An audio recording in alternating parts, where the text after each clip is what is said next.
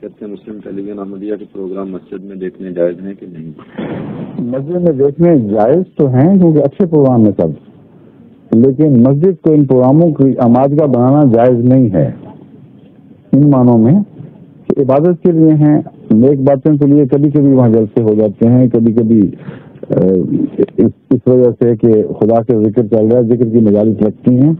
اس میں کوئی شک نہیں، ان کو کوئی حرام نہیں کہہ سکتا، کیونکہ حضرت اقدس محمد مصطفیٰ صلی اللہ علیہ وسلم بھی مسجد ہی میں ایسی مجالس لگاتے تھے۔ لیکن روزمرہ کا دستور بنا کر مسجدوں کو پروگراموں کی آمادگاہ بنا لینا یہ میرے نزدیک کی ضرورت نہیں، مجھے پسند نہیں ہے یہ بات،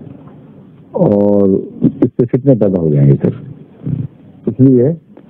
اپنی کوئی اور جگہ ڈھونڈیں جہاں یہ پروگرام ہو کریں، خطبہ سننا ہو تو مسجد میں سنیں، کبھی کوئی غیر معمولی پروگرام ایسا ہے جس میں سب کو دعوت دینی ہے، بے شک وہ مسجد میں کر لیں، لیکن روزمرہ کا دستور بنانا جائز نہیں۔